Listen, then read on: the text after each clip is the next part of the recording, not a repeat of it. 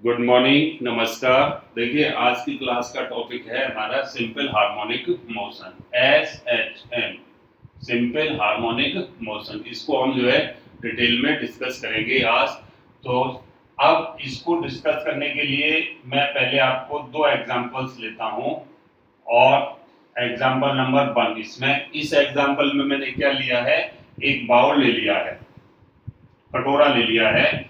और जो आजकल बहुत चर्चा में है सनी देओल की गदर मूवी की वजह से, वो पाकिस्तान में पहुंचने के बाद में पाकिस्तान को कटोरा देने की बात करते हैं। इसमें बाउल में, ये बाउल है और इस बाउल में एक मार्बल डाल दिया है।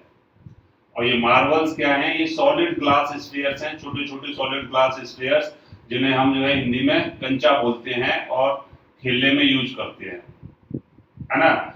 अब इस बाउल को, ये मार्बल हो गया। मार्बल मैं कहता हूं ये रेस्ट में है। मार्बल कैसे है? At rest.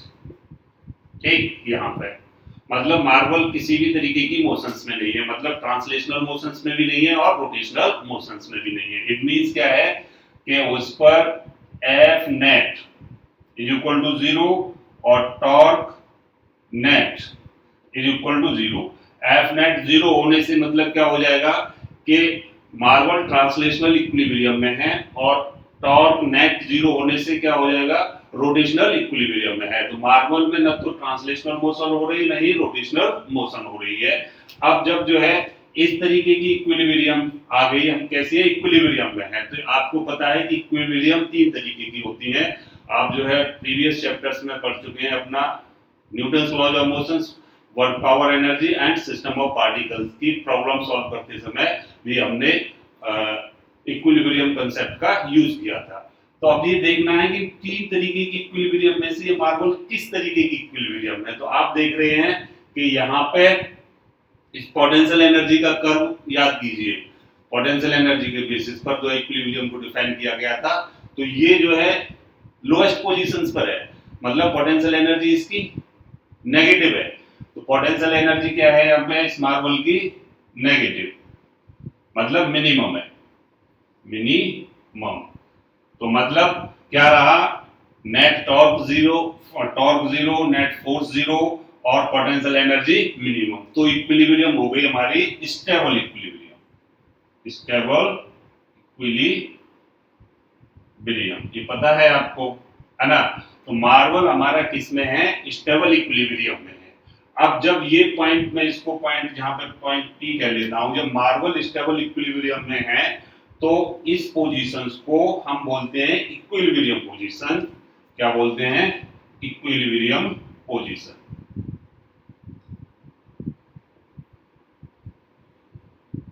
इक्विलिब्रियम पोजीशन, ठीक है।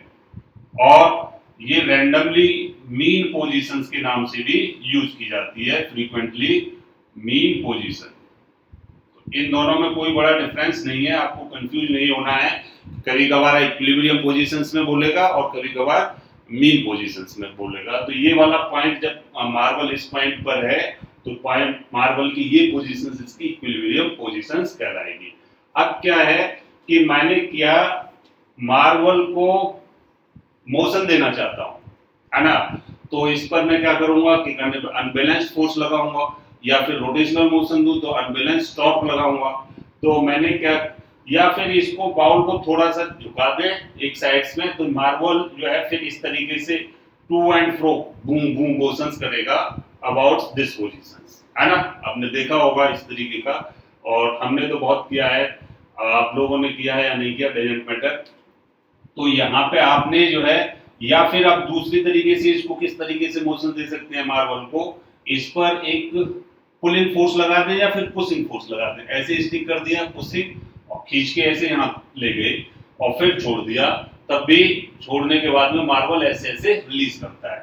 तो यहाँ देखिए, इसका हम मार्बल का पहले फोर्स डायग्राम बना लेते हैं। इस पॉइंट पर इधर तो इधर mg लगा हुआ है, इधर इस पे नॉर्मल रिएक्शंस हो जाएगा between the surface of the marble and the bowl, है ना। अब यहाँ पे क्या है? एफ नेट 0 है, तो इट मींस एन किसको बैलेंस कर रहा है? mg को बैलेंस कर रहा है। तो यहाँ पे तो ये हो गया, और कोई दूसरा फोर्स इधर लगा हुआ नहीं है, तो मैंने इस पर एक एक्सटर्नल पुशिंग या पुलिंग फोर्स लगाया था F, और इस पुलिंग और पुशिंग फोर्स की वजह से मैं इसको यहां तक ड्रैग करके ले आया, मार्बल को इस पॉइंट तक, P से P पॉइंट से A तक लेके आ गया। तो फोर्स मैं इस पर ऐसे लगा रहा हूं, है ना। तब इस फोर्स की वजह से अब यहां मार्बल का हम जो है फोर्स डायग्राम बनाएंगे पॉइंट ए पर। तो देखिए इसका वेट जो है किधर जा रहा होगा, towards the centre of gravity, मतलब ग्रेविटेशनल पुल इस पे इधर लगा हुआ होगा। अब ये जो सरफेस है बाउल की, इसके परपेंडिकुलर ये हो गया, तो इस डायरेक्शन में तो इधर हमारा नॉर्मल रिएक्शन चला जाएगा। अब मान लीजिए ये जो पुलिंग ग्रेविटेशनल पुलिंग फोर्स है, इससे नॉर्मल से सरफेस के नॉर्मल जो सरफेस के परपेंडिकुलर जो लाइन है उससे एंगल थीटा बनाता है। तो आप इसको दो पार्टों में रिजॉल्व कर लेंगे, इधर हो जाएगा mg cos थीटा और इधर हो जाएगा mg sin theta, isn't it. तो अब देखें ऐसे ही अपन जो है इस फोर्स को, जो हमने एक्सटर्नल फोर्स F अप्लाई कर रहे थे, उसको भी अपन रिजॉल्व कर लेते हैं। तो ये एंगल थीटा है, तो this angle will also be theta. इस तरीके का हम जो है अपने न्यूटन्स लॉज ऑफ मोशंस में और वर्क पावर एनर्जी वाले चैप्टर्स में देख चुके हैं। तो इधर आ जाएगा हमारा F cos थीटा और इधर आ जाएगा F sin थीटा, ठीक। अब मार्बल को यहां पे रख रखा है, तो मतलब क्या है कि अभी रिलीज नहीं किया, तो ये फोर्स एक दूसरे को बैलेंस किए हुए हैं कि यहाँ पे भी मार्बल इक्विलिब्रियम कंडीशंस में है, रेस्ट में है, तो है ना। तो अब क्या करते हैं कि मैंने इस फोर्स को रिलीज कर दिया, मार्बल को रिलीज कर दिया। तो मार्बल को रिलीज करूंगा तो ये जो फोर्स मैं इस पर अप्लाई कर रहा था मार्बल को यहाँ से इस पॉइंट पर लाने के लिए, इस फोर्स को हटाना होगा, है ना। तो रिमूव दैट एक्सटर्नल फोर्स, ये एक्सटर्नल फोर्स मैंने अब रिमूव कर दिया। तो मैं ये फोर्स को रिमूव करते ही क्या होगा, इस फोर्स को रिमूव करते ही मार्बल को रिलीज करेंगे तब, तो क्या होगा, ये भी जीरो हो जाएगा, ये भी जीरो हो जाएगा, है ना। ये दोनों जीरो हो गए, तो यहाँ पे मार्बल्स को रिलीज करते ही या फोर्स हटाने पॉइंट ए पर मार्बल पर जो एक्सटर्नल फोर्स लगाया था P से A तक लाने पर उस फोर्स को मैंने हटा दिया, मतलब मार्बल को रिलीज कर दिया। अब देखिए इसके perpendicular to the plane of the marble और ऑफ द बाउल, इस प्लेन के परपेंडिकुलर, तो n इज इक्वल टू क्या हो जा रहा है, mg cos थीटा, मतलब n जो है m को बैलेंस कर देता है। लेकिन इस पर ये along to the plane of the marble, bowl के प्लेन के अलोंग इस लाइन में केवल एक फोर्स लगा हुआ है, mg sin थीटा। कौन सा फोर्स लगा हुआ है, mg sin थीटा। अब देखिए ये जो फोर्स लगा हुआ है इसको कोई बैलेंस नहीं कर रहा है, बैलेंस नहीं कर रहा। अगर यहाँ पे फ्रिक्शनल फोर्स अगर भी नहीं हमने कंसीडर कर रहे हैं कि सरफेस ऑफ बाउल क्या है, स्मूथ है, स्मूथ सरफेस का बाउल ले लिया है, तो इसमें क्या होगा कि ये फोर्स जो है mg sin थीटा इस मार्बल को इस पॉइंट की तरफ ड्रैग करेगा, इस पॉइंट की तरफ ड्राइव करेगा, तो ये ड्राइविंग फोर्स हो जाएगा। क्या हो जाएगा, ये ड्राइविंग फोर्स। अब ये ड्राइविंग फोर्स इस मार्बल को पॉइंट ए से पॉइंट पी की तरफ ड्राइव करेगा, है ना। तो ड्राइव करेगा तो क्या हुआ, अब यहाँ पे देखिए तो इस फोर्स की जो डायरेक्शन है mg sin थीटा किधर है, towards the equilibrium positions of mean positions. लेकिन हम इस मार्बल का पॉइंट P से जो डिस्प्लेसमेंट की डायरेक्शंस देखते हैं वो एक्चुअल में क्या है, फ्रॉम P टू A, ये डिस्प्लेसमेंट की डायरेक्शन है, ये वाला डिस्प्लेसमेंट। अब मैं x z ले लेता हूं, तो ये इधर डायरेक्शन है P टू A। फोर्स की डायरेक्शन mg sin थीटा किस डायरेक्शन में लगा हुआ है, इज अलोंग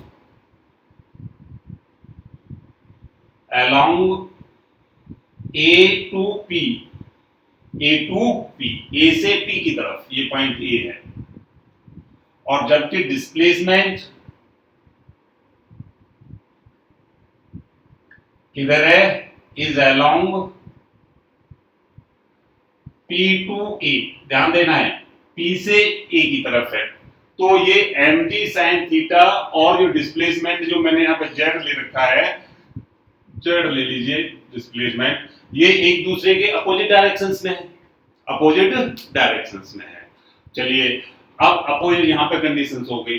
तो ये पार्ट मार्बल जो है एक ऐसे फोर्स के अंडर, एक ऐसे फोर्स के इन्फ्लुएंस में मोशंस कर रहा है जिसकी डायरेक्शंस जो है डिस्प्लेसमेंट की डायरेक्शंस के अपोजिट है। दूसरा केस, अब यहां से क्या किया, जैसे ही मार्बल को रिलीज करेंगे तो मार्बल की रिलीज करते समय इनिशियल वेलोसिटी 0 हुई, लेकिन इस फोर्स की वजह से इसकी वेलोसिटी कंटिन्यूअसली बढ़ती जाएगी और यहाँ पॉइंट पर आते आते इसकी जो है वेलोसिटी मैक्सिमम हो जाएगी, स्पीड मैक्सिमम हो जाएगी। अब लेकिन ये मार्बल जो है पॉइंट ए से रिलीज किया था और पॉइंट पी पर पहुंचा, लेकिन पॉइंट पी पर रुकेगा नहीं। पॉइंट पी पर ये थीटा जो है हमारा 0 हो जाएगा, तो ये mg sin थीटा भी 0 हो जाएगा। तो mg sin थीटा 0 हो जाएगा, लेकिन अब पॉइंट पी पर तो मार्बल पर कोई फोर्स नहीं लग रहा, तो इसका मतलब है मार्बल रुक जाना चाहिए। लेकिन marble because of the inertia of motions, Newton's first law of motions, motion में है और मैक्सिमम वेलोसिटी के और मैक्सिमम स्पीड के साथ जा रहा है इस पॉइंट से, तो मैक्सिमम वो सडनली नहीं रुकेगा, because of inertia of motions वो कंटिन्यू रहेगा टू मूव। अब यहां से इधर जाएगा, सरफेस ऑफ द बाउल हमने कैसी ले रखी है, स्मूथ ले रखी है, तो सरफेस ऑफ बाउल स्मूथ है तो कोई ड्रैगिंग फोर्स नहीं लगा हुआ और एयर रेजिस्टेंस वगैरह को भी हम जो है निग्लेक्ट कर देते हैं इस केस में। तो ये जितना इधर गया था, इधर हमने ड्रैग किया था, उतना ही इधर जाएगा और उधर जाते समय जैसे ही ये मार्बल पॉइंट पी को क्रॉस करना चाहेगा इस डायरेक्शंस में, तो वहां पे फिर थीटा आ जाने लगेगा और थीटा आने लगेगा तो ये ड्राइविंग फोर्स फिर दोबारा से स्टार्ट हो जाएगा, ड्राइविंग फोर्स। तो यहाँ पे सपोज करके चलिए पॉइंट बी पर आ गया मार्बल और पॉइंट बी पर फिर क्या है, ये फिर driving force mg sin theta towards the equilibrium, है ना, और मैक्सिमम हो गया। यहां पहुंचते ही वेलोसिटी हो गई उसकी 0, है ना, और फिर जैसे ही फिर इस फोर्स के अंदर इधर जो है मोशंस में जाएगा और इस तरीके से ये मार्बल जो है इस पॉइंट पी के अबाउट ऐसे ऐसे मूव कर रहा होगा, है ना, और ये मोशंस कंटिन्यू रहेगी अगर हम जो है एयर रेजिस्टेंस वगैरह और अदर ड्रैगिंग फोर्स जो होते हैं उसको निग्लेक्ट कर दें। तो इस तरीके की मोशंस को ही हम सिंपल हार्मोनिक मोशंस कहते हैं। तो यहाँ से आप जो है सिंपली आप जो है डिफाइन कर सकते हैं कि सिंपल हार्मोनिक मोशंस क्या होगी, कि जब कोई बॉडी और ए पार्टिकल और ए सिस्टम ऑफ पार्टिकल एक ऐसे फोर्स के इन्फ्लुएंस में मोशंस में होता है जो उसके डिस्प्लेसमेंट के डायरेक्शंस के अपोजिट होता है एंड डिस्प्लेसमेंट के डायरेक्टली प्रोपोर्शनल होता है, तो ऐसी मोशंस को हम सिंपल हार्मोनिक मोशंस कहते हैं। इस कंडीशंस में बॉडी एक पर्टिकुलर पॉइंट के about to and fro motions कर रही होती है, टू एंड फ्रो मोशंस कर रही होती है। तो सिंपल डेफिनेशंस हो गई, तो आप नोट डाउन कर सकते हो, when a body moves to and fro about a fixed point, when a body moves to and fro about a fixed point, that is called its mean position or equilibrium position, under the influence of an force, under the influence of a force which is directly proportional to the displacement but opposite in directions of the displacement, which is directly proportional to the displacement and opposite to the directions of displacement. The motions of that body is called simple harmonic motion. The motion of that body is called simple harmonic motion. Clear हुआ? तो यहां से दूसरा example जो है मेरा simple harmonic motions का। अब देखिए यहाँ पे ये डिफरेंट में इसका टाइम पीरियड वगैरह निकालने का कंसेप्ट हम आगे बताएंगे, पहले सिंपल हार्मोनिक मोशंस की डेफिनेशंस देख लेते हैं, है ना। दूसरा एग्जाम्पल मेरा यहाँ ले लीजिए, मैं यहाँ ले लेता हूँ एग्जाम्पल नंबर 2। इसमें भी आप जो है बहुत बात इस तरीके की एक्टिविटी की होगी कि इसमें सपोज करके चलिए कि एक मैंने क्या ले ली, स्प्रिंग ले ली, स्प्रिंग ब्लॉक सिस्टम, और इसको इस तरीके से हैंग कर दिया और इस ब्लॉक का मास m है। तो देखिए जब ये इक्विलिब्रियम की कंडीशंस में है तो ये लाइन ऐसे करके इक्विलिब्रियम, मान लीजिए इक्विलिब्रियम पोजीशंस को रिप्रेजेंट कर रही है, तो इस पर फोर्स कौन सा लगा हुआ है, mg, और स्प्रिंग की जो ओरिजिनल लेंथ है, एक्चुअल लेंथ है, वो x नॉट है, और यहाँ पे जो है k x not spring force हो जाएगा, k x not spring force हो गया, हुक्स लॉ। और ये कब आएगा, रिस्टोरिंग फोर्स कहलाएगा। क्या कहलाएगा, ये रिस्टोरिंग फोर्स। यहाँ पे भी mg sin थीटा आपका क्या है, रिस्टोरिंग फोर्स है। मतलब ये फोर्स जो है यही तो इसको रिस्टोर कराना चाहता है, इसकी इनिशियल पोजीशंस को, है ना, और इक्विलिब्रियम पोजीशंस को। अब क्या हुआ कि ये दोनों एक दूसरे को इक्विलिब्रियम में है, ये पूरा का पूरा सिस्टम जो है स्प्रिंग ब्लॉक सिस्टम। तो मेरा यहां से मतलब हो गया कि x naught is equal to mg। ठीक, जिस तरीके से n is equal to mg cos theta हो रहा था, यहाँ पे n is equal to mg cos theta हो रहा था यहाँ पे, और यहाँ पे n is equal to mg हो रहा था। ठीक उसी तरीके से ये तो बहुत ज्यादा टिपिकल चीज नहीं है, या फिर रॉकेट साइंस नहीं है, इसमें कोई रॉकेट मैथमेटिक्स नहीं है। हम जो है इस तरीके की problem Newton's laws of motions, work, power, energy में भी किया है, और सिस्टम ऑफ पार्टिकल्स में भी किया है। ठीक है, अब क्या किया कि मैंने इस पर एक फोर्स लगाया, external force F force, external force लगा दिया, जैसे यहां पे इस पर लगाया था। अब इस पर जब एक्सटर्नल फोर्स लगाऊंगा तो ये जो है ब्लॉक इधर जाएगा और स्प्रिंग में आएगा एक्सटेंशन। स्प्रिंग में क्या आएगा, एक्सटेंशन आएगा। और इसको ऐसे भी लगा सकता हूं कंप्रेशन करके, तो हम जो है केवल एक केस लेके चलते हैं। तो एक्सटेंशन वाला लगा दिया यहां से। अब ये जो ब्लॉक स्प्रिंग ब्लॉक सिस्टम ऐसे हो गया, इसमें थोड़ा सा एक्सटेंशन आ गया और ब्लॉक पहुंच गया यहां पे। यहां पे क्या हो रहा था, के x naught is equal to mg हो रहा था। ठीक, अब देखिए यहां पे ये mg इधर, और के एक्स नॉट तो पहले से ही लगा हुआ है, मैंने फोर्स लगा दिया था ये F। ठीक, तो इसकी वजह से इसमें एक रेस्ट, और ये डिस्प्लेसमेंट जो आया इस फोर्स को लगाने पर स्प्रिंग में, वो हो गया x। तो एक और रिस्टोरिंग फोर्स आ जाएगा कि x along this direction, along this direction. ठीक है, तो ये रिस्टोरिंग फोर्स। अब जैसे ही मैं इस फोर्स को रिलीज करूंगा, ये ब्लॉक को रिलीज करूंगा और इस फोर्स को हटाऊंगा, तो क्या हुआ, ये तो फोर्स मैंने जीरो कर दिया, लेकिन ये जीरो नहीं हुआ। ये फोर्स क्या करेगा, इस ब्लॉक को ऊपर की तरफ खींचेगा, है ना। तो अब क्या है, जितना मैंने यहाँ इसको डिस्प्लेस किया था डाउनवर्ड डायरेक्शंस में, उतना ही ये ऊपर जाएगा। तो इसको हम रिस्टोरिंग फोर्स बोलते हैं, रिस्टोरिंग फोर्स। अब ये रिस्टोरिंग फोर्स देखिए इस डिस्प्लेसमेंट की डायरेक्शंस के अपोजिट डायरेक्शंस में इधर लगा हुआ है। तो यहाँ पे भी कौन सी मोशंस हो जाएगी, सिंपल हार्मोनिक मोशंस हो जाएगी। तो ये ब्लॉक टू एंड फ्रो ऐसे ऐसे ऐसे ऐसे ऑसिलेट करेगा, है ना। तो इस तरीके की मोशंस को ही हम सिंपल हार्मोनिक मोशंस कहते हैं।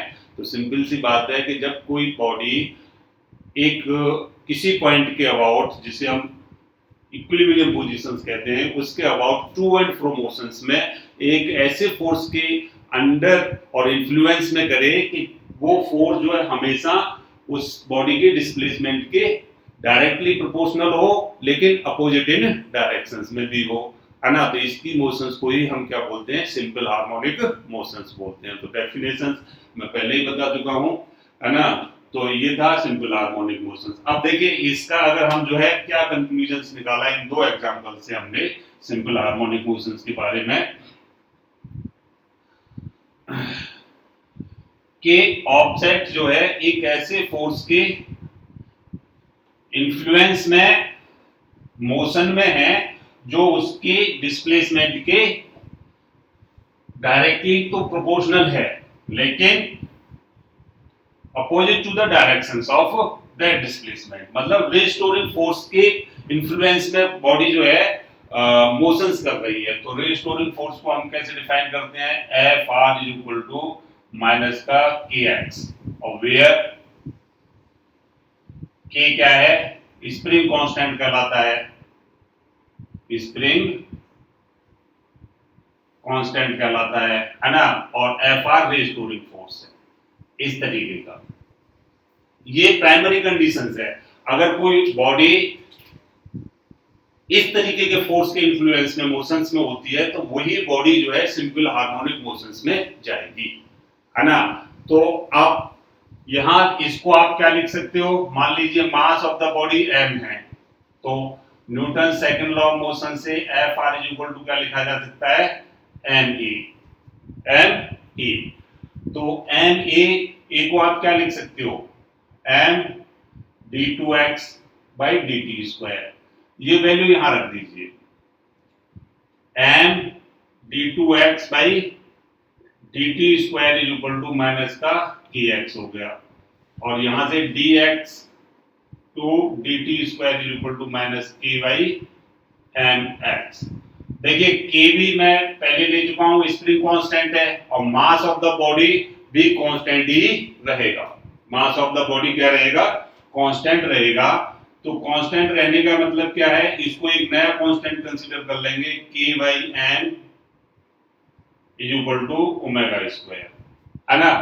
एक न्यू कांस्टेंट हो गया, और इसको हम बोलते हैं angular, omega is called angular frequency. Frequency क्या कहलाती है, एंगुलर फ्रीक्वेंसी कहलाएगी of a body executing simple harmonic motion. तो इस इक्वेशन में k by m is equal to क्या डाल दूंगा, omega square d x by d t square minus का ओमेगा स्क्वायर एक्स। तो आप जो है इसको ऐसे भी लिख सकते हैं, या तो ये वाला रिलेशन, या फिर हमारा जो है इस तरीके का रिलेशन आए तो भी बॉडी, अगर मतलब बॉडी का जो है एक्सीलरेशन इस फॉर्म में, ये एक्सीलरेशन था, acceleration is equal to minus omega square x, तो भी हमारी बॉडी कैसी होगी, सिंपल हार्मोनिक मोशंस में होगी। तो ये प्राइमरी कंडीशंस है। अगर कोई बॉडी इस कंडीशंस को फॉलो करती है तो वो हमारा क्या करेगी, सिंपल हार्मोनिक मोशंस में होगी। अब देखो ये लीनियर एक्सीलरेशन है और ये लीनियर डिस्प्लेसमेंट है, तो इसको हम बोल देते हैं लीनियर सिंपल हार्मोनिक मोशंस की कंडीशंस हो गई। किसकी कंडीशंस हो गई, लीनियर सिंपल हार्मोनिक मोशंस की कंडीशन हो गई, सिंपल हार्मोनिक मोशन। अभी जो मैंने आपको बताई थी स्प्रिंग वाला केस जो बताया था एग्जांपल, सेकंड एग्जांपल में, तो वो एक्स बाई डायरेक्शंस में जा रहा था, ऊपर and down, up and down ऐसे ऐसे ऑसिलेट कर रहा था। अब वो ऐसे ऐसे भी ऑसिलेट कर सकता है ना। तो इस तरीके का भी केस ले सकते हैं ऐसे करके, ये एक्स एक्सिस हो गया। तो केवल यहाँ पे और जो एग्जांपल 2 बताया था उसमें ये ऐसे था, तो अगर आप जो है इसको एक्स एक्सिस और इसको बाई एक्सिस लेते हो तो ये केवल बाई डिस्प्लेस कर देगा एक्स को, है तो वो भी डिस्प्लेसमेंट ही ना, लीनियर डिस्प्लेसमेंट है। यहाँ पे ये एक्स आ जाएगा, ये भी लीनियर डिस्प्लेसमेंट ही है। तो इसका मतलब है कि जब लीनियर सिंपल हार्मोनिक मोशंस हो गई, जब एक्सीलरेशंस, इसको हम देखें ये कांस्टेंट है, के न्यू कांस्टेंट है, क्या है ये कांस्टेंट, एंगुलर वेलोसिटी कांस्टेंट। तो यहाँ पे इस रिलेशन से हमने क्या कंक्लूजंस निकाला कि A is directly proportional to the negative of the displacement। जब कोई ऑब्जेक्ट और बॉडी सिंपल हार्मोनिक मोशंस में होती है और लीनियर सिंपल हार्मोनिक मोशंस कर रही होती है, तो उसका एक्सीलरेशन उसके डिस्प्लेसमेंट के डायरेक्टली प्रोपोर्शनल होता है, लेकिन नेगेटिव और के बाद जो है डायरेक्टली प्रोपोर्शनल। या नेगेटिव साइन क्या रिप्रेजेंट्स कर रहा है, नेगेटिव साइन बताता है कि एक्सीलरेशंस और डिस्प्लेसमेंट अपोजिट डायरेक्शंस में, accelerations and displacement are in opposite directions. तो अगर यहाँ ये लीनियर सिंपल हार्मोनिक मोशंस हो गई। अब फर्स्ट वाले एग्जांपल में आप देखिए तो उसमें एक क्या था, मार्बल था और एक बाउल में मूव कर रहा था, तो उसकी मोशंस को हम बोलते हैं angular simple harmonic motions. Angular simple harmonic motions. तो एंगुलर सिंपल हार्मोनिक मोशंस के लिए जो रिक्वायर्ड कंडीशंस है वो हमारी क्या है, ये तो थी for linear simple harmonic motions के लिए, और लीनियर सिंपल हार्मोनिक मोशंस है ना, और tau restoring torque is equal to होगा इसमें माइनस का के थीटा। रिस्टोरिंग टॉर्क ये हो जाती है हमारी for angular S H M, for angular S H M, क्योंकि रोटेशनल मोशंस में फोर्स का काम टॉर्क करता है, और ये हो गया एंगुलर डिस्प्लेसमेंट। के कांस्टेंट है ही पहले से ही, इसको हम जो है स्प्रिंग कांस्टेंट या फिर फोर्स कांस्टेंट या टॉर्क कांस्टेंट बोल देंगे। एक्सीलरेशंस के टर्म्स में ये जो है एक्सीलरेशंस वाला रिलेशन इस तरीके से आ जाएगा, इसमें a is equal to minus omega square x, और यहां पे जो एंगुलर एक्सीलरेशंस आएगा alpha is equal to minus omega square theta, है ना। तो इसको आप ऐसे भी लिख सकते हो, a directly proportional to minus का एक्स, और alpha is directly proportional to minus theta. तो ये तो हमारा लीनियर सिंपल हार्मोनिक मोशंस का केस हो गया, और ये एंगुलर सिंपल हार्मोनिक मोशंस का केस हो गया। तो यहां इन दो एग्जांपल से हमने क्या सिंपल हार्मोनिक मोशंस को डिफाइन किया। सिंपल हार्मोनिक मोशंस के लिए रिक्वायर्ड कंडीशंस, जो मतलब अगर कोई पार्टिकल या सिस्टम ऑफ पार्टिकल्स और बॉडी सिंपल हार्मोनिक मोशंस में है, तो उसके लिए क्या रिक्वायर्ड कंडीशंस है वो फाइंड आउट की, और ये फाइंड आउट किया कि सिंपल हार्मोनिक मोशंस कितने तरीके की होती है। सिंपल हार्मोनिक मोशंस दो तरीके की है। पहली हमारी क्या है, लीनियर सिंपल हार्मोनिक मोशन, और दूसरी एंगुलर सिंपल हार्मोनिक मोशंस। तो linear simple harmonic motions, angular simple harmonic motions, दो तरीके की सिंपल हार्मोनिक मोशंस हो जाती है। अब देखिए, अगर अपन जो है ये ग्राफ ड्रॉ करें, restoring force versus displacement graph draw करें, तो graph F R versus x क्या आएगा, ये देखिए आपका क्वेश्चन है, और कई बार पूछा भी गया है। 2023 शायद नीट में भी पूछा है। इधर हमने एक्स ले लिया और इधर एफ ले लिया, ठीक है। 0 0 पर पहली बात तो देखिए ये रिलेशन देखिए सिंपल से आ रहा है, यहां से F R is equal to minus का के एक्स, ये है, और यहाँ एफ आर ही नहीं आप एफ भी लिख सकते हैं। तो यहां से आपको क्या लिखा कि एक स्ट्रेट लाइन है, ये इक्वेशन ऐसा ही नहीं है कि y is equal to m x जैसा, y is equal to m x जैसा नहीं है। तो ये एक स्ट्रेट लाइन को रिप्रेजेंट करता है, एन यहाँ पे स्लोप है, यहाँ पे हमारा क्या है टेंजेंट ऑफ द स्लोप है। तो यहाँ पे देखिए ये क्या है, एक स्ट्रेट लाइन को रिप्रेजेंट करेगा, स्ट्रेट लाइन को रिप्रेजेंट करेगा, है ना, of negative of the tangent of slope, negative of the tangent of slope. y equal to m x में m क्या था, टेंजेंट ऑफ द स्लोप था ना, तो यहाँ पे k equal to negative of, ये k क्या है टेंजेंट ऑफ स्लोप, और नेगेटिव साइन आ गया तो negative of the tangent of slope. अब इस ग्राफ को ड्रॉ करने के लिए क्या करेंगे, सिंपल सा है, इधर देखिए आप ग्राफ ड्रॉ करना जानते ही है। यहाँ पे x ले लिया और यहाँ पे मैंने f या fr ले लिया, तो यहाँ 0 रखा, तो इसमें 0 रखूंगा तो f भी 0 आएगा। अब मैंने 0 आ गया,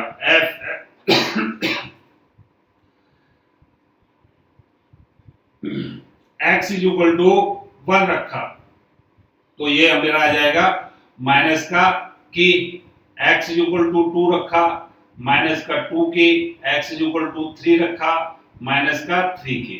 मतलब यहां से इधर पॉजिटिव एक्स एक्सिस, इधर पॉजिटिव बाई, और इधर नेगेटिव बाई और इधर नेगेटिव एक्स।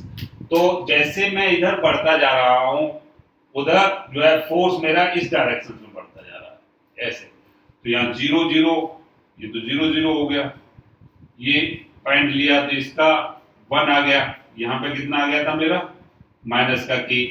जब 2 आया x की वैल्यू तो ये माइनस का 2k, जब 3 आया माइनस का 3k, तो ये माइनस को रिप्रेजेंट करेंगे इधर।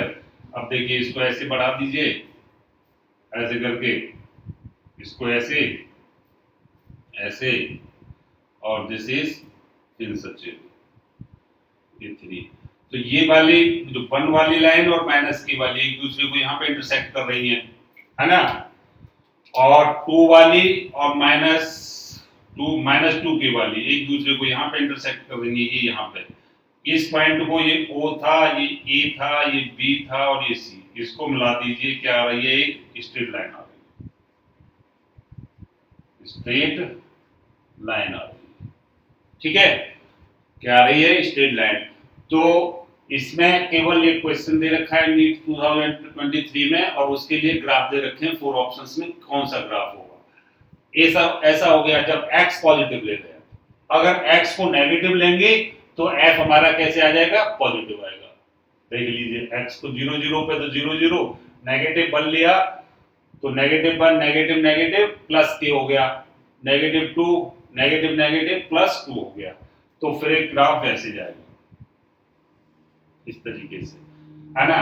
तो अब मान लो मैंने क्या है कि इसका स्लोप देखना है, स्लोप ये अल्फा है विद एक्स एक्सिस और ये बीटा है विद वाई एक्सिस।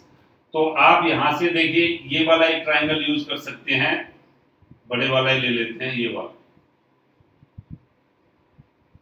तो इस ट्रायंगल के लिए O, इसको P एंड Q ले लेता हूं, from right angle triangle OPQ, OPQ।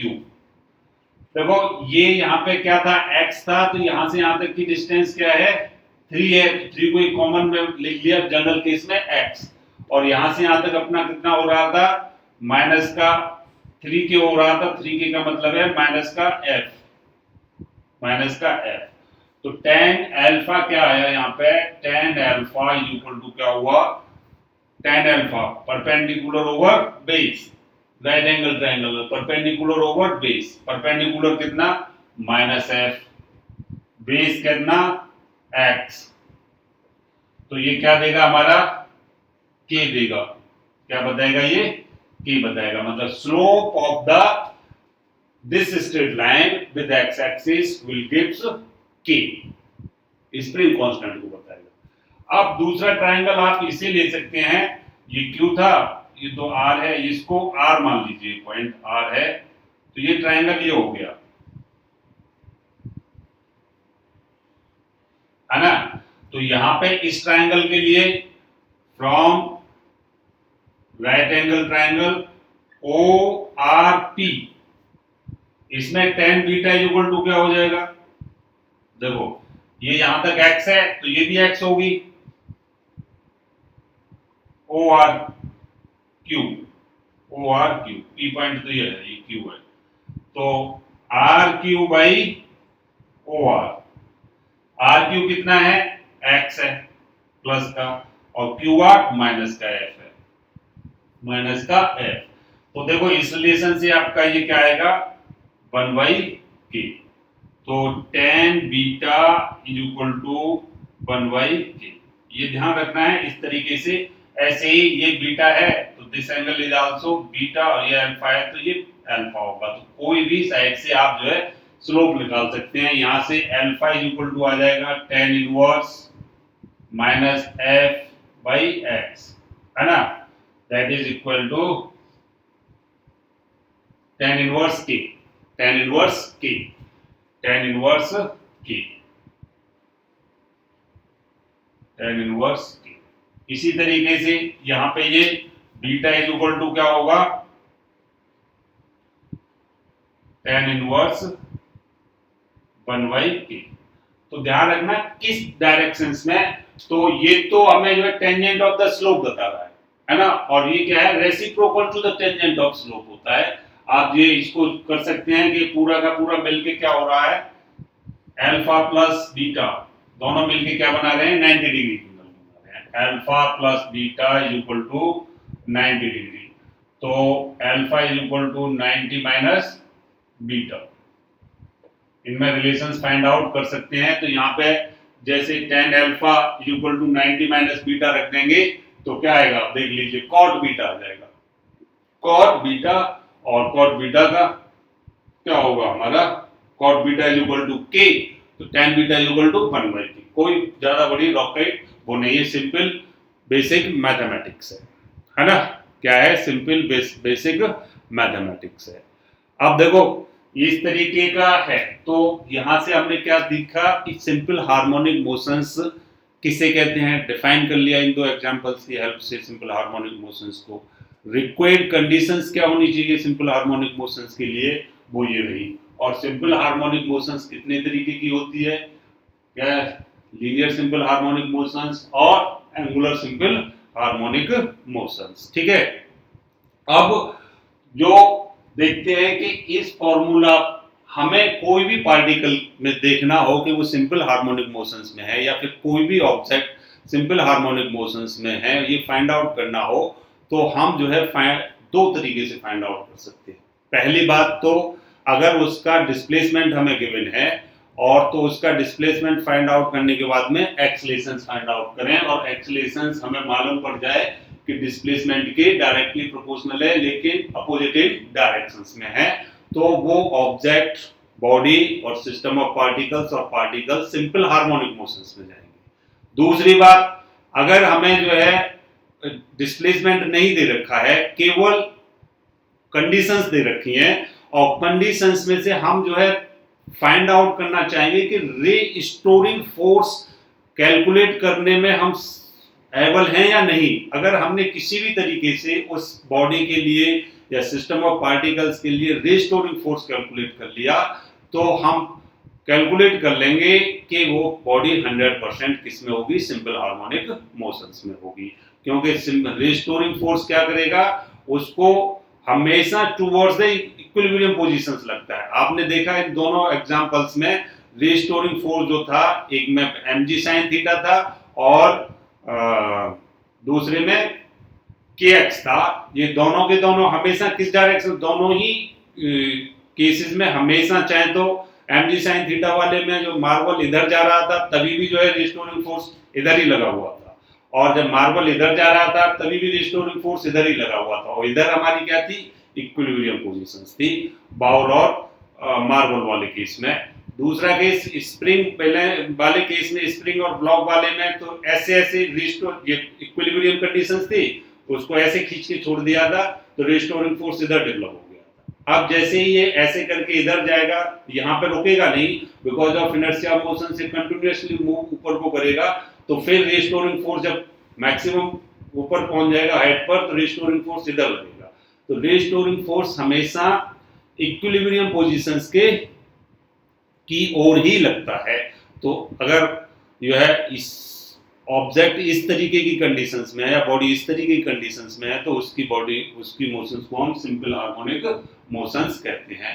अब देखिए यहाँ से जो है कुछ प्रॉब्लम सॉल्व करते हैं जो आपकी प्रीवियस ईयर्स में पूछी गई है। नीट वाली प्रॉब्लम तो मैं यहाँ आपको डिस्कस ही कर चुका है ना, और ये प्रॉब्लम एनसीईआरटी का भी एक क्वेश्चन है, एससी वर्मा का पहला ही एग्जांपल है, देख लेना उसको, और ये हमारा जो है 2023 में नीट में भी पूछा गया है। इससे पहले भी कई किसी एग्जाम में पूछा गया होगा, मैं लेटेस्ट आपको बता रहा हूं। अब हम जो है प्रॉब्लम्स देखते हैं सिंपल हार्मोनिक मोशंस पर।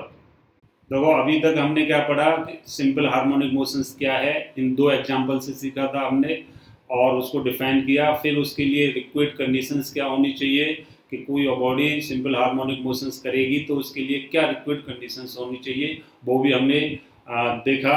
उसके लिए हमें जो है मालूम पड़ा कि जो फोर्स है restoring force directly proportional to displacement होना चाहिए, है ना। और डायरेक्शंस ऑफ रिस्टोरिंग फोर्स की क्या होनी चाहिए, opposite to the directions of displacement होनी चाहिए। अब दूसरी जो है हमने क्या types of simple harmonic motions पढ़े और उससे टाइम पीरियड भी निकाला लीनियर सिंपल हार्मोनिक मोशंस का और एंगुलर सिंपल हार्मोनिक मोशंस का। तो ये general introductions of the simple harmonic motions हो गई। अब जनरल इंट्रोडक्शंस या डेफिनेशंस बेस्ड जितने भी क्वेश्चंस प्रीवियस ईयर्स में आए हैं आपके नीट और जेई मेंस में, उनमें से मैं 2023 के क्वेश्चंस का डिस्कशन कर दे रहा हूँ। तो देखिए ये क्वेश्चन नंबर 32 जो आप स्क्रीन पे देख रहे हो, ये एक्चुअल में 32 हमारा तो क्वेश्चन नंबर फर्स्ट है, ये नॉट 32 नहीं है। तो ये पूछा है 2023 की 15 अप्रैल वाली शिफ्ट में। अब इस क्वेश्चन में देखिए, in a linear simple harmonic motions SHM restoring force is directly proportional to the displacement. तो ये बात तो एकदम सही है कि रिस्टोरिंग फोर्स डायरेक्टली प्रोपोर्शनल होता है डिस्प्लेसमेंट के। F इज इक्वल टू, ऐसे लिखते हैं ना, ये इक्वेशंस मैंने अभी आपको जो नोट्स मंगवाए थे वो जो पढ़ाया था, तो इसमें पढ़ाया था F is directly proportional to minus x. तो option 1 is correct. The accelerations and displacement are in opposite directions. अगर इसी को हम जो है लिखते हैं ऐसे करके, A इक्वल टू क्या था, माइनस ओमेगा स्क्वायर एक्स। तो accelerations and displacement are in opposite directions.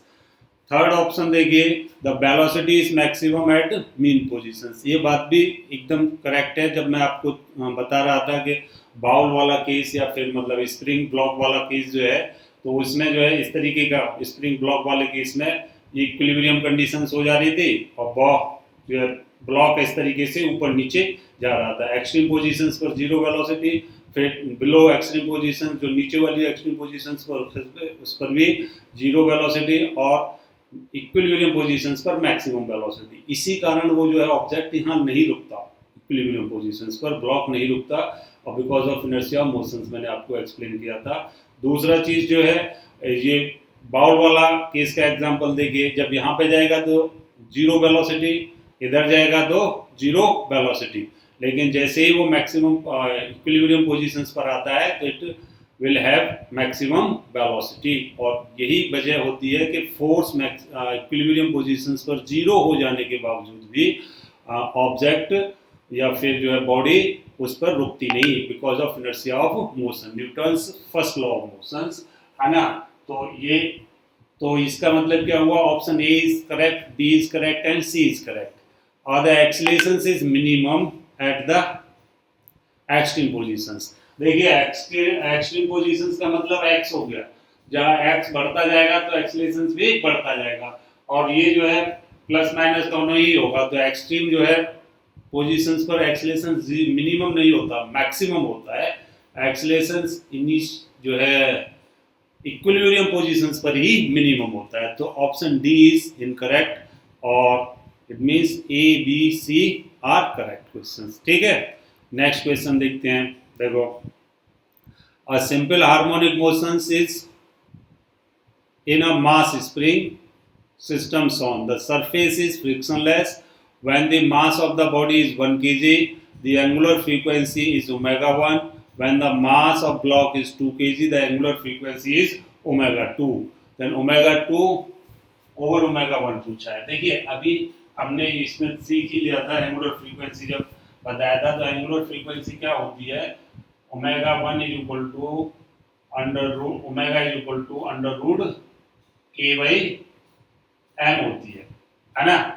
तो यहाँ से ओमेगा 1 हम निकालेंगे तो ये क्या हो जाएगा, के बाई m1, और m1 हमारा क्या है, 1 है, तो अंडर रूट के ही आ गई केवल।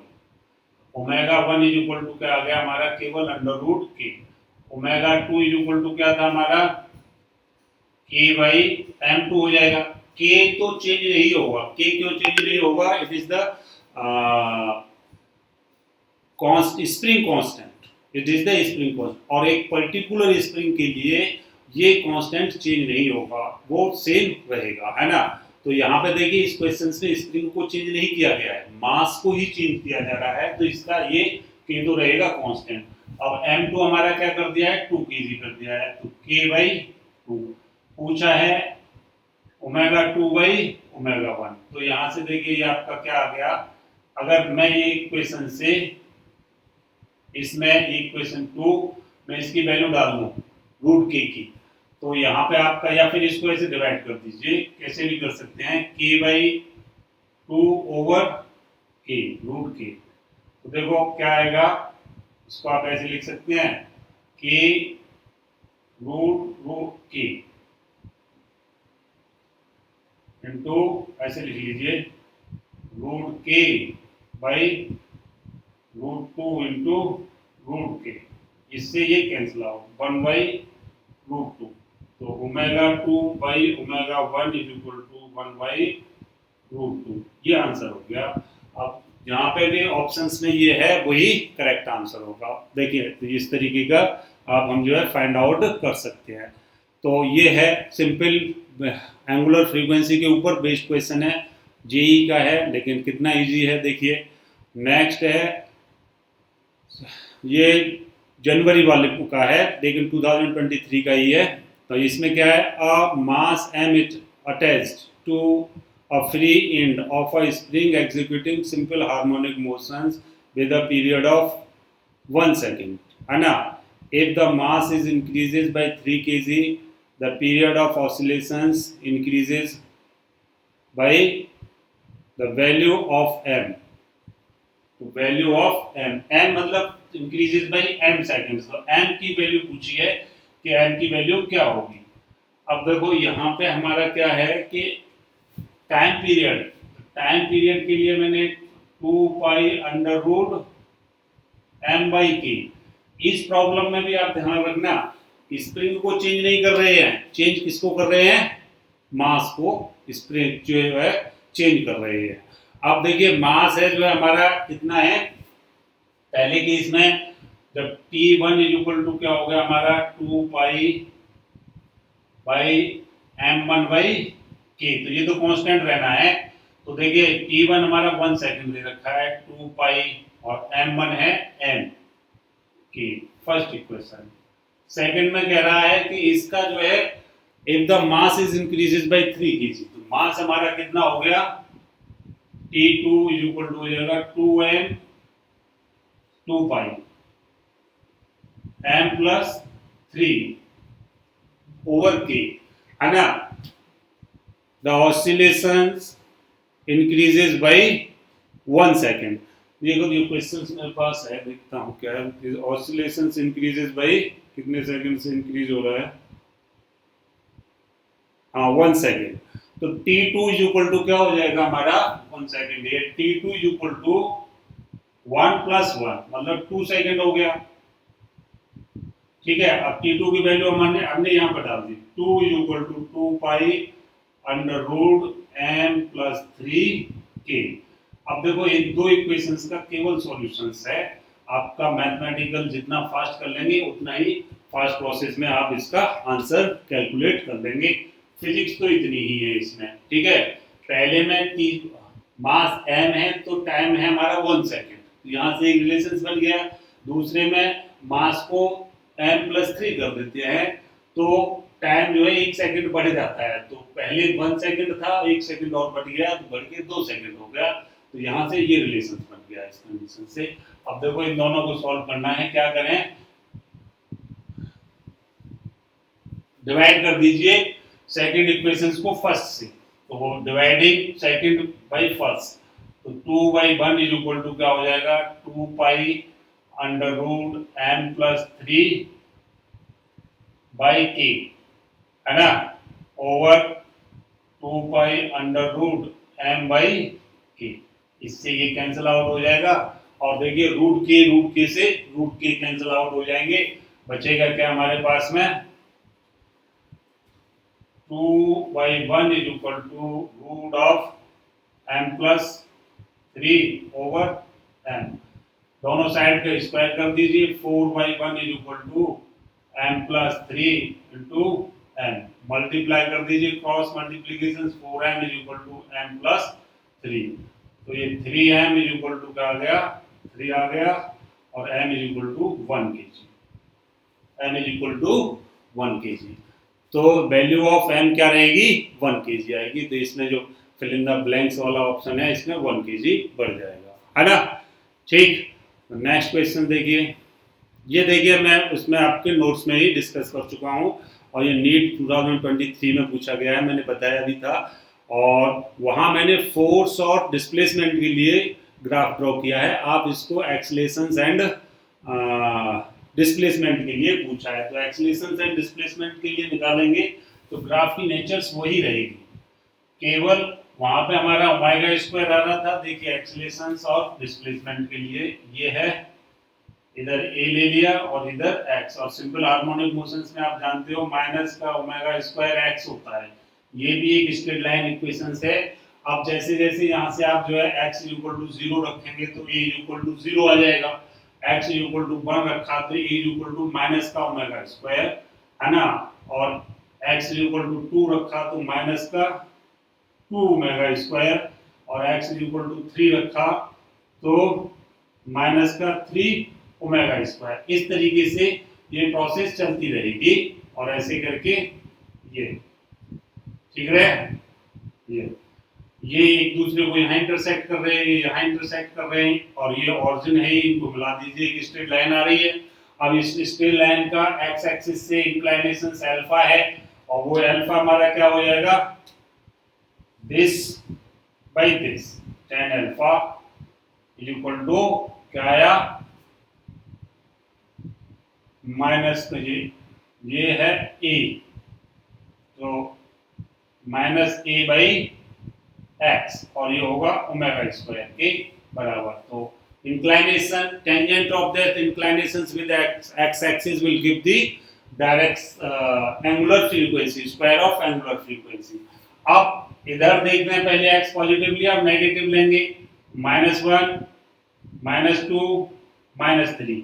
अब उसके लिए एक्सीलरेशंस क्या आता रहेगा, प्लस आता रहेगा, ओमेगा स्क्वायर 2 ओमेगा स्क्वायर और ये 3 ओमेगा स्क्वायर। तो इसके लिए भी ये भी एक स्ट्रेट लाइन आ जाएगी। तो ये इस तरीके का ग्राफ कौन सा है हमारा, देखो 2 एंड 4 वाले ऑप्शंस में देखिए, तो कंफ्यूज मत हो जाना, इसका ऑप्शन 2 इज करेक्ट है ना।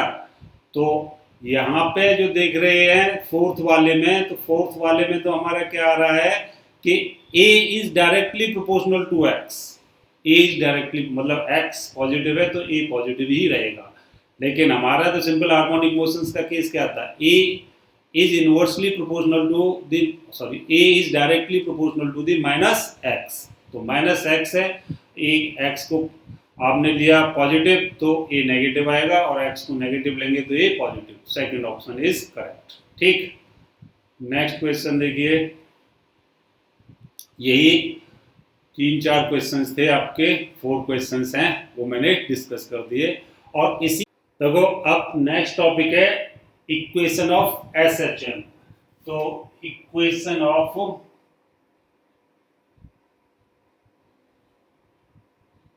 SHM, इसमें हम जो है सिंपल हार्मोनिक मोशन जो बॉडी कर रही है उसका डिस्प्लेसमेंट के लिए रिलेशंस फाइंड आउट करेंगे, उसकी वेलोसिटी के लिए रिलेशंस फाइंड आउट करेंगे, और एक्सीलरेशंस के लिए तो हम पहले ही कर चुके हैं, और वो ये है एक्सीलरेशंस वाले ही से यूज करेंगे। तो a इक्वल टू क्या था, सिंपल हार्मोनिक मोशंस में माइनस का ओमेगा स्क्वायर x था, है ना।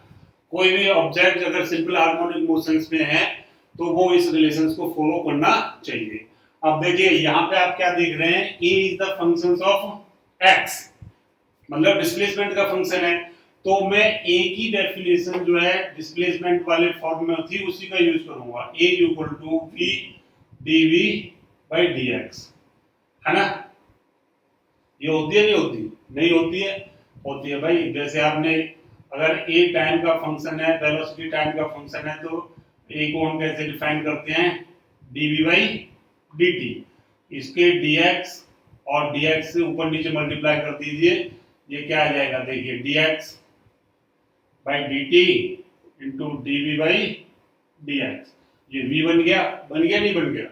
तो वही फॉर्म है लेकिन थोड़ा सा मॉडिफाई कर दिया गया है। तो ए की जगह पर अपन क्या यूज करेंगे, v dv x, और ये वैल्यू हम डाल देंगे ऊपर वाले रिलेशंस में। इसमें हमने ये डाल दिया, तो v dv by dx is equal to क्या आया बताइए, ओमेगा स्क्वायर x, है ना। तो v dv is equal to minus omega square x dx हो गया। इसको आप इंटीग्रेट कर देंगे, तो इंटीग्रेट देखो यहाँ से आप जो इंटीग्रेशन दो तरीके का होता है, एक डेफिनेट इंटीग्रेशन और एक इंडेफिनेट इंटीग्रेशन। मैं यहाँ इंडेफिनेट इंटीग्रेशन का यूज करूंगा, डेफिनेट इंटीग्रेशन का भी यूज कर सकते हैं। डेफिनेट इंटीग्रेशन का यूज करेंगे तो आप लिमिट ले लेंगे v naught to v, x naught to x, और इंडेफिनेट का यूज करेंगे तो आपको लिमिट की जरूरत नहीं पड़ेगी, ठीक है।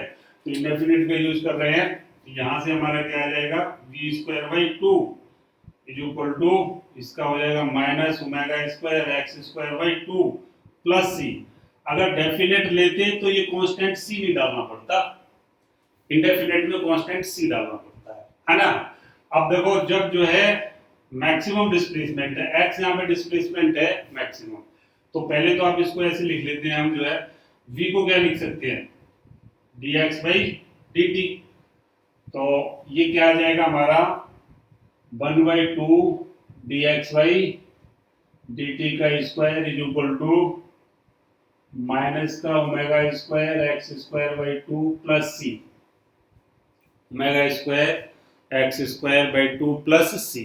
देखो अगर जो है ये देखिए स्प्रिंग का केस, यहाँ पे ये स्प्रिंग है और ये इतनी ब्लॉक है और ये इसकी इक्विलिब्रियम कंडीशन है, मतलब नेचुरल लेंथ में है एक्स नॉट। मैंने क्या किया था, इस पर फोर्स लगाया था एक्सटर्नल और इसको खींच दिया, एफ फोर्स लगा के खींच दिया था। एम तो इधर है, उसमें पहले इक्वेशंस में बता दिया हूँ आपको, एम जी, और यहाँ पे के एक्स नॉट होगा, इधर क्या हो जाएगा, ये भी एम जी होगा, और एफ एक्सटर्नल मैं लगा ही रहा हूँ, तो के एक्स नॉट तो पहले से ही था, और एक और आ गया यहाँ से के एक्स, क्यों कि इसको इक्विलिब्रियम से इधर डिस्प्लेसमेंट कर दिया। अगर देखो इसको आप मैक्सिमम कितना डिस्प्लेस कर सकते हो, तब तक स्प्रिंग जो है टूटेगी, है ना, मतलब स्प्रिंग अपनी इलास्टिक लिमिट में रहे। हुक्स लॉ यही तो कहता है कि इलास्टिसिटी तब तक ही बरकरार रहती है जब तक जो है वो अपनी इलास्टिक लिमिट में है। अब आपने इतना इस पर फोर्स लगाया, एक्सटर्नल फोर्स, कि ये अपनी इलास्टिक लिमिट में है ना। अब जैसे ही इसको ज़्यादा बढ़ा देंगे तो स्प्रिंग टूट जाएगी, अपनी इलास्टिक नेचर्स को खो देगी, है ना, डक्टाइल वगैरह हो जाएगी, और तो इसका मतलब क्या होगा, वो अपनी पोजीशंस को रिगेन नहीं करेगी, तो उस पर रिस्टोरिंग फोर्स ही नहीं रहेगा। तो हमें ये इलास्टिक लिमिट में लगाना है, तो इसमें मैक्सिमम डिस्प्लेसमेंट दे सकते हैं इसको। ये मैक्सिमम डिस्प्लेसमेंट x जब हो गया, इस तक इस स्प्रिंग जो है, और स्प्रिंग अपनी पोजीशंस को रिगेन कर लेगी, स्प्रिंग अपनी पोजीशंस को रिगेन करेगी और ऑसिलेट करना स्टार्ट कर देगी, है ना। तो ये मैक्सिमम डिस्प्लेसमेंट हो गया x मैक्सिमम डिस्प्लेसमेंट हो जाएगा, तो इसको हम बोलते हैं उसका एम्पलीट्यूड। क्या बोला जाता है, एम्पलीट्यूड। जब अगर x मैक्सिमम है, व्हेन x इज मैक्सिमम, तो ये क्या कहलाएगा, इसका एम्पलीट्यूड। तो amplitude maximum displacement of a body executing simple harmonic motions in either directions from its equilibrium position. Equilibrium position से is called amplitude. दोबारा से सुनिए, the maximum displacement of a body executing simple harmonic motions in either directions from its equilibrium positions is called amplitude. ये amplitude हो गया। जब x maximum है तो इसका differentiation with respect to time क्या होगा, 0 होगा। ये वाली वैल्यू जो है इस इक्वेशन में डाल लीजिए सेकंड में, है ना। फर्स्ट इक्वेशन हमारा कौन सा था, ये वाला है, तो इक्वेशन में सेकंड में डाला dx by dt, तो क्या आ गया, 1/2 into 0 का square minus omega square x square by 2 plus C, और x की जगह पे क्या रख दिया, a, एम्पलीट्यूड a स्क्वायर। तो c इक्वल टू आ गया omega square A square by 2। तो ये कांस्टेंट की वैल्यू हमने कैलकुलेट कर दी, ये आर्बिट्ररी कांस्टेंट था, है ना। क्या था ये, c क्या था, कांस्टेंट था, तो इसकी वैल्यू कैलकुलेट कर ली, ये कांस्टेंट है। ठीक, अब देखिए कांस्टेंट की वैल्यू आ गई, ये कांस्टेंट की वैल्यू दोबारा से हम इसमें इक्वेशन 2 में डाल देंगे। किसमें डाल देंगे, इक्वेशन 2 में। Putting the value of c in equation 2, तो देखिए क्या आएगा, 1/2 d x by d t का whole square plus is equal to minus का omega square d x square by 2, और c की जगह पे ये आ गया omega square A square by 2। ये इससे हाफ हाफ कैंसिल आउट हो जाएंगे दोनों साइड्स में। तो अब देखो आप इसको क्या करेंगे, d x by d t is equal to क्या लिख लेंगे, इसमें से आप ओमेगा कॉमन ले लेंगे, ओमेगा स्क्वायर का, तो ओमेगा स्क्वायर कॉमन ले लिया का स्क्वायर, ये हो गया ए स्क्वायर माइनस एक्स स्क्वायर, ए स्क्वायर माइनस एक्स स्क्वायर हो गया। अब देखो फिर आगे थोड़ा सा और सॉल्व करते हैं।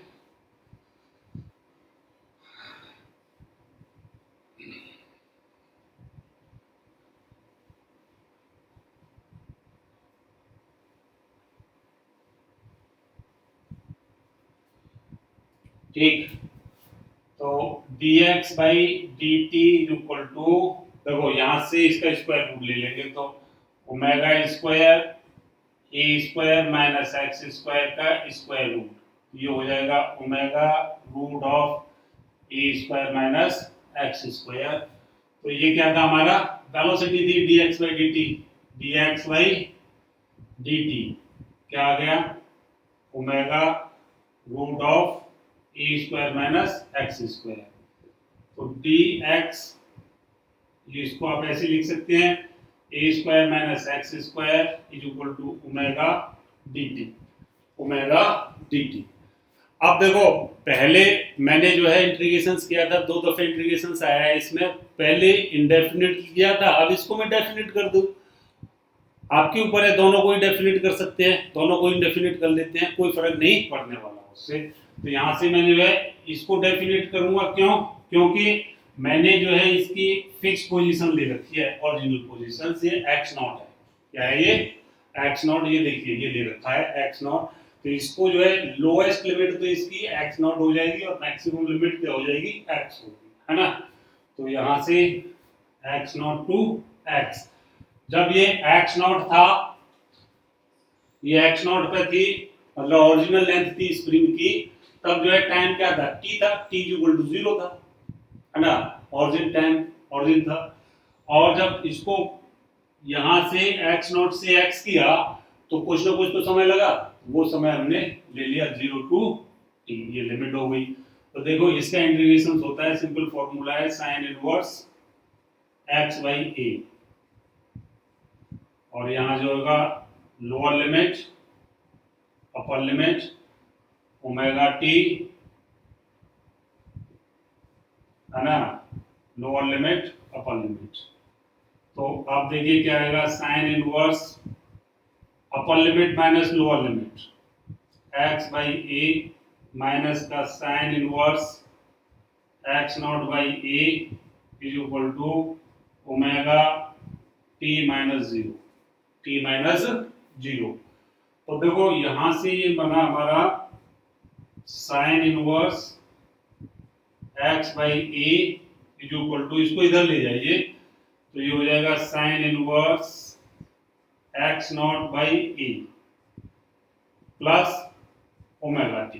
देखिए इसमें a क्या था, maximum displacement in either directions, amplitude, है ना, और x क्या है, original length, length of the spring. तो ये दोनों ही कांस्टेंट है नहीं है, तो ये एक नया कांस्टेंट बन गया, नहीं बन गया? कांस्टेंट डिवाइड बाय कांस्टेंट, उसका साइन इनवर्स कांस्टेंट हो गया। इसको मैंने ले लिया, एक नया कांस्टेंट ले लिया 5, पूरे को पूरा क्या कर दिया यहाँ पे 5 से रिप्रेजेंट कर दिया है 5। ऐसे लिख लेता हूँ, let sine inverse x not by a is equal to 5। अब ये आपको जिसके जो है कंफ्यूज नहीं होना है कि 5 भी एक कांस्टेंट है। क्या है? कांस्टेंट है। इसको बोलते हैं, अब आगे चलते हैं भाई।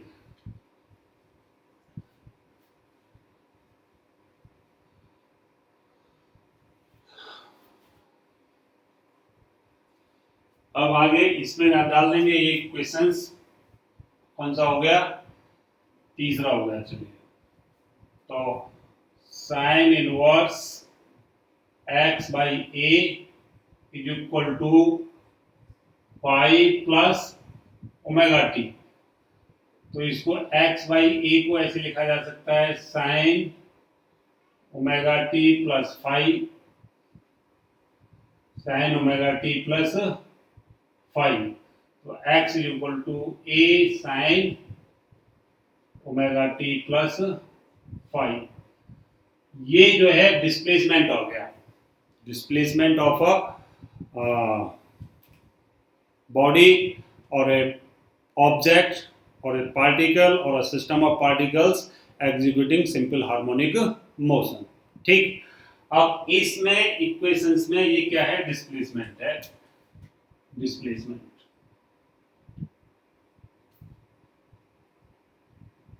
है ना, of the particle body executing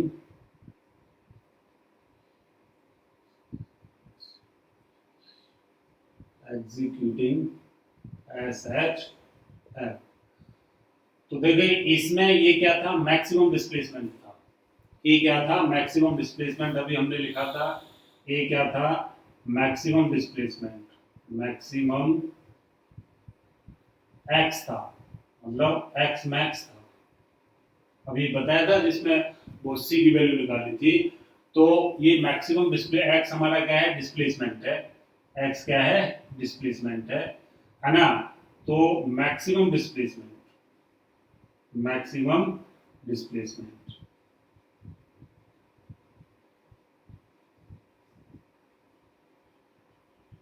अब देखो x जो है, x मैक्स कब होगा? a sine omega t plus 5 है यहाँ पे। तो ये मैक्स कब बनेगी? तो दो तरीके के एक मैक्स निकालने का। पहले तो इसका हम जो डिफरेंशिएशन कर दें विद रिस्पेक्ट टू टाइम और उसको 0 के बराबर रख दें, तो t की वैल्यू आ जाएगी, वही उसकी मैक्सिमम वैल्यू देगी। और एक वैल्यू है, हमें पता है कि साइन की वैल्यू -1 से लेके और +1 के बीच में बदलती है। तो -1 भी मैक्सिमम है इन अनदर डायरेक्ट साइड्स और +1 भी मैक्सिमम है इन अपोजिट साइड्स। ठीक है, तो दोनों ही मैक्सिमम वैल्यू हैं साइन की, लेकिन दोनों डिफरेंट साइड्स में है, अपोजिट साइड्स में है। तो यहाँ से मतलब क्या हुआ? Sine omega t plus 5 equal to +-1 होना चाहिए। तो x मैक्स इक्वल टू क्या आ जाएगा हमारा? a आ जाएगा। यही हमारा क्या कहलाएगा? एम्पलीट्यूड कहलाएगा। दैट इज कॉल्ड एम्पलीट्यूड, है ना। अब देखो ये यहाँ से ये डिस्प्लेसमेंट दे रहा था, तो यहाँ से मैं इसमें वेलोसिटी भी फाइंड आउट कर सकता हूँ यहाँ से, और एक्सीलरेशंस भी फाइंड आउट कर लेते हैं। तो velocity and accelerations of a body in SHM, ये तो डिस्प्लेसमेंट आ गया। अब वेलोसिटी और निकाल लेते हैं। तो वेलोसिटी क्या आएगी? Velocity of a body in SHM, v equal to क्या आएगा? देखिए a, इसका डिफरेंशिएशन कर दें, dx बाई dt। तो a तो एक बाहर आ गया, d sine omega t plus 5 by dt। क्या आया, v is equal to a sine omega t का डिफरेंशिएशन होता है cos omega t plus five हो जाएगा एंड ओमेगा टी का इंटू ओमेगा, तो v is equal to a omega cos omega t plus five. ठीक, ये वेलोसिटी आ गई है ना। और एक्सीलरेशंस पूछा जाए तो एक्सीलरेशंस फाइंड आउट करने के लिए क्या करेंगे, dv बाई dt कर देंगे। तो देखिए आ जाएगा माइनस का a omega square sine omega t plus five, क्योंकि cos का differentiation minus sign omega T होता है और इसका ओमेगा का ओमेगा आ जाएगा, है ना। तो ये वही वाला केस आ गया जहां से हम चले थे। अब a मैक्सिमम कैलकुलेट कर लिया, ये एम्पलीट्यूड कहलाया यहाँ पे, और ये जो है मैक्सिमम वैल्यू ऑफ वेलोसिटी हो जाएगी। ए ओमेगा क्या होगी, maximum value of velocity, a omega इसको हम बोल देंगे v naught, that is the amplitude of velocity, amplitude of velocity. अब एम्पलीट्यूड ऑफ वेलोसिटी मतलब मैग्नीट्यूड ऑफ वेलोसिटी होगी, the magnitude of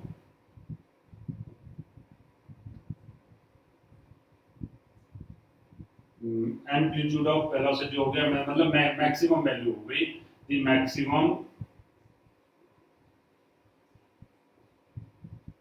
value of velocity. ठीक है, अब ये मैक्सिमम कब होगी, जिस तरीके से यहाँ पे मैक्सिमम डिस्प्लेसमेंट कब था, sign omega t plus minus 1 होना चाहिए, उसी तरीके से मैक्सिमम वेलोसिटी होने के लिए कॉस ओमेगा टी भी क्या होना चाहिए, प्लस माइनस 1 होना चाहिए, प्लस माइनस 1 होना चाहिए। तो यहां से हमारा क्या आएगा, v इस वाले रिलेशंस में ये कब आएगी, if cos omega t plus five is equal two plus minus 1, plus minus 1, है ना। तो ये प्लस माइनस 1 का मतलब क्या है,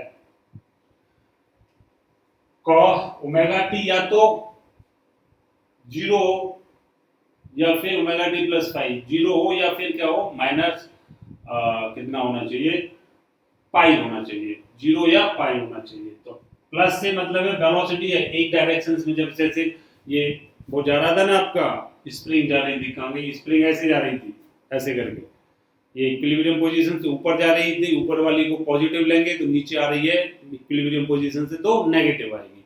ऐसे ही एम्पलीट्यूड ऊपर जा रहा है तो पॉजिटिव और नीचे जा रहा है तो नेगेटिव। और एक्सीलरेशंस का भी केस देखिए, यहाँ से एक्सीलरेशंस का ये रिलेशंस है, तो मैक्सिमम एक्सीलरेशंस क्या आएगा, minus A omega square, minus A omega square. तो एक्सीलरेशंस कितना आ गया हमारा, A omega square, maximum acceleration minus का ए ओमेगा स्क्वायर। अब देखो ये जो साइन है ये मैक्सिमम प्लस माइनस ए और वेलोसिटी भी ओमेगा ए और ये माइनस ए ओमेगा स्क्वायर। ठीक है, अब यहां से ये की भी वैल्यू मैंने बता दिया आपको, ये भी बता दिया और ये भी बता दिया है एम्पलीट्यूड। अब बात आती है साइन के अंदर जो ओमेगा टी प्लस फाइव है या फिर मतलब इसके अंदर cos omega t plus five है, ये क्या चीज है, ये चीज है हमारी फेज। क्या है, फेज है, फेज, फेज कहिए या फेज कहिए, ओमेगा टी प्लस फाइव। और ये फेज क्या है, ये फिजिकल क्वांटिटी ही है जो उस बॉडी की जो सिंपल हार्मोनिक मोशंस कर रही है वो किसी भी टाइम उसकी पोजीशन और मोशंस का स्टेटस बताएगी। The physical quantity which tells about the status of positions and motions of a body which is in simple harmonic motions or which is in oscillations, which is in oscillations। तो ये phase होती है। ठीक है, अब यहाँ से देखिए ये फेज आता है हमारा, और इसमें जो है फाई नॉट है इसको कांस्टेंट फेज बोल देते हैं, initial phase, initial phase, phi को इनिशियल फेज बोल देते हैं। इसको इपोच भी कहा जाता है। क्या कहते हैं? इपोच भी कहते हैं। ठीक है,